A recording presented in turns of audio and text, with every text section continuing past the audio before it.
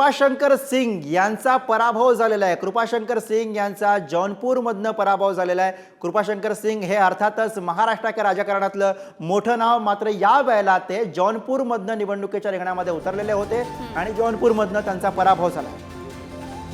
अगदी तर काही बिग फाईट्स ज्या आहेत एकूणच अर्थात देशभरातल्या, भाजपकडनं त्यामधून बरोबर महत्त्वाचं नाव होतं कृपाशंकर सिंग यांचं, मात्र त्यांचा पराभव झालेला आहे। त्यामुळे अर्थातच भाजपला सुद्धा हा काहीसा एक धक्का।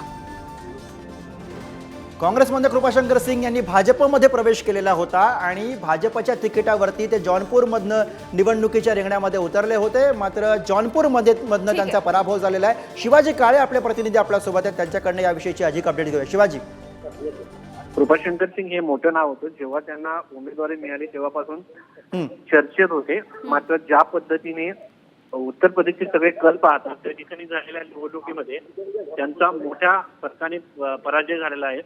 97,670 मतांनी कृपाशंकर सिंग यांचा पराभव झाला आहे। सपाचे बाहुसिंग कुशवाहा यांचा मोठा विजय या ठिकाणी झालेला आहे।